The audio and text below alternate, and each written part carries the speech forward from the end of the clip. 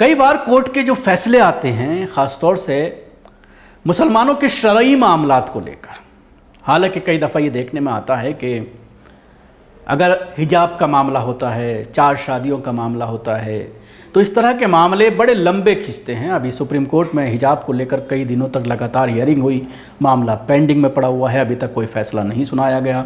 लेकिन कई बार कोर्ट के ज़रिए ऐसे फैसले आते हैं जिसमें कुरान और हदीस का जिक्र किया जाता है, इस्लामी क़वानीन का जिक्र किया जाता है, इस्लाम की माशरती ज़िंदगी का हवाला दिया जाता है अहादीस के ज़रिए कि इस्लाम ज़िंदगी में किस चीज़ को अपनाने के लिए कहता है, किसको गलत मानता है। आज ऐसा ही एक फ़ैसला इलाहाबाद हाई कोर्ट के ज़रिए लिविंग रिलेशनशिप को लेकर सामने आया है, जिसमें एक मुस्लिम युवक पर आरोप लगा था कि शादीशुदा होने के बावजूद वो लिविंग में एक लड़की के साथ रह रहा है, जिसको कोर्ट ने जो जजों की जो बेंच है उसने गैर इस्लामी करार देते हुए लड़की को उसके घर वालों के हवाले करने का फैसला किया है, जिसमें कहीं ना कहीं कई तरह के सवालात सोशल मीडिया पर ख़ासतौर से सोशल एक्टिविस्ट जो हैं उनके ज़रिए उठाए जा रहे हैं और इस फैसले पर सवाल खड़ा किया जा रहा है। और सवाल ये खड़ा किया जा रहा है कि इंडियन पैनल कोड का कोई मतलब नहीं है, इंडियन पैनल कोड के हिसाब से फैसला होना चाहिए।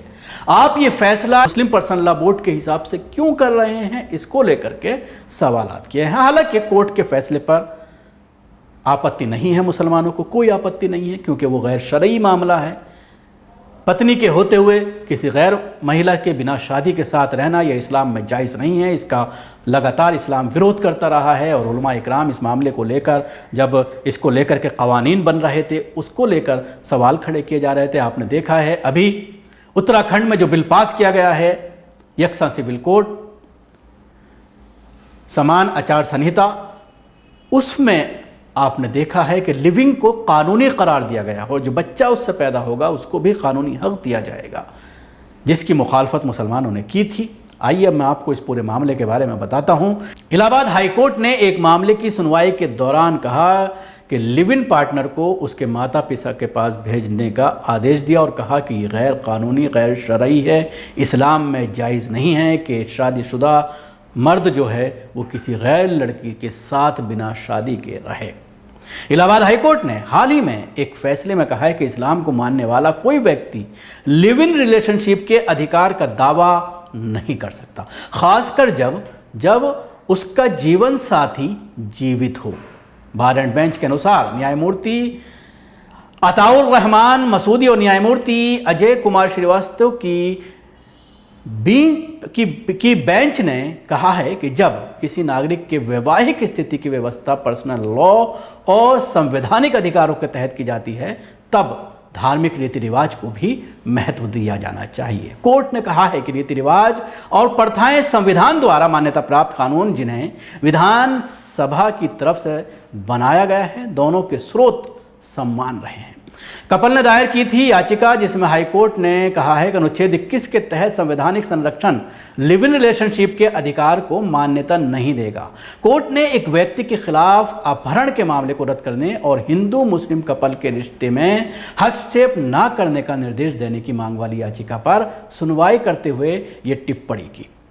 पहले से शादीशुदा जो युवक है, कोर्ट ने कहा है कि दंपत्ति ने अपनी सुरक्षा के लिए पहले भी याचिका दायर की थी। रिकॉर्ड से अदालत ने पाया कि मुस्लिम व्यक्ति पहले से ही एक मुस्लिम महिला से शादी कर चुका था और उसकी 5 साल की एक बेटी भी है। अदालत को बताया गया कि मुस्लिम व्यक्ति की पत्नी को उसके लिव इन रिलेशनशिप पर कोई आपत्ति नहीं थी क्योंकि वो कुछ बीमारियों से पीड़ित थी। ताज़ा याचिका में कोर्ट को बताया गया कि शख्स ने पत्नी को 3 तलाक दे दिया है।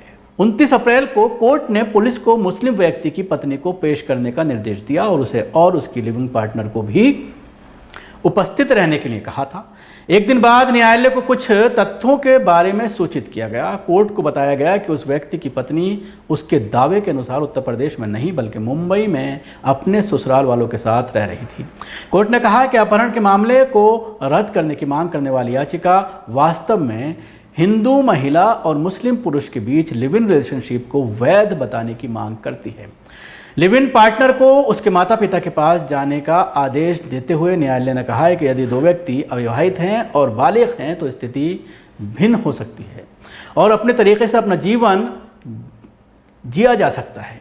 उस स्थिति में संवैधानिक नैतिकता ऐसे जोड़े के बचाव में आ सकती है और सदियों से रीति रिवाज और प्रथाओं के माध्यम से तय की गई सामाजिक नैतिकता संवैधानिक नैतिकता का मार्ग प्रशस्त कर सकती है। कोर्ट ने कहा है कि पत्नी के अधिकारों के साथ साथ नाबालिग बच्चे के हित को देखते हुए लिव इन रिलेशनशिप को आगे जारी नहीं रखा जा सकता है। अदालत ने पुलिस को निर्देश दिया है कि वो उस व्यक्ति के लिव इन पार्टनर को उसके माता पिता के घर ले जाएं और इस संबंध में एक रिपोर्ट प्रस्तुत करें। तो इस फैसले को लेकर सवाल खड़े हो रहे हैं। हालांकि इसमें जिक्र किया गया मुस्लिम पर्सनल लॉ का, उसके साथ ही समाज की जो मान्यताएं हैं उनका भी जिक्र किया गया है और सोशल मीडिया में एक ग्रुप है जो इस पूरे फैसले का ज़बरदस्त विरोध कर रहा है।